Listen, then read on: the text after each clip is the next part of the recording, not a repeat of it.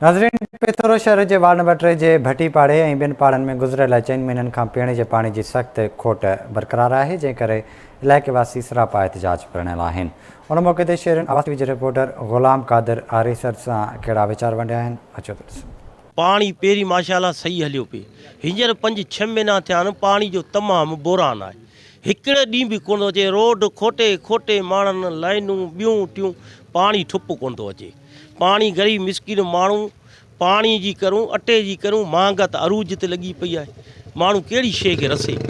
तो असांजी अपील इहा आहे ग़रीबनि जी, असांखे पाणी जो सुख थिए, पाणी ॻोठनि में मिले, बस असांजे लाइ जाओ। आप ज़रा मेन शहर की तरफ थोड़ा चक्कर मार के देखेंगे तो पता पड़ेगा पूरा शहर खुदा पड़ा है। वजह 2 या 3 अफराद हैं पब्लिक हेल्थ वालों के, लाइनें अपनी मर्ज़ी से खोद रहे हैं, लाइनों में नलकियां लगा रहे हैं, पीछे वाले पानी अगर थोड़ा बहुत आ भी जाता है तो भरते हैं, पीछे पानी पहुंचता नहीं है।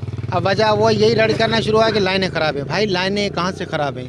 लाइनें ख़राब हाथ से की गई हैं। ज़िम्मेदार जो है ये अपना पब्लिक हेल्थ है। पब्लिक हेल्थ के 2 या 3 अफराद की मेहरबानी से पिथोरो की वाटर सप्लाई तबाह हो गई है। पंजाबी पाड़ो आहे, बचाबंद जो इलाइक़ो आहे ऐं तक़रीबन रमज़ान शरीफ़ खां पहिरीं 2 महीननि खां पाणी जी शार्टेज आहे।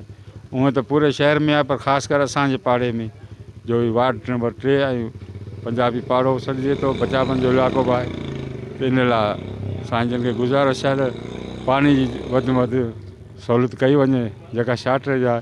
हींअर पूरे शहर में पाणी हली रहियो आहे, पर सिर्फ़ु असांजे इलाइक़े में पानी की शार्टेज है। बहुत ही मसला है, बहुत ही परेशान है। 3 महीने से गुजर गए हैं तो हमारे पास पानी की बड़ी किल्लत हो रही है और परेशान होए पड़े हैं। हम अपनी रोज़ी पे जाएं या पानी के मामलात को सेट करें। अगर से पानी के मामलात को सेट करें तो हम कमाने वाले 300 या 400 रुपये दिहाड़ी, जिसकी वजह से हम ना ही ये ड्रम का मसला हल कर सकते हैं, ना ही कोई मामलात को शो कर सकते हैं। पानी के मेहरबानी करके हमारे मसले को हल करें।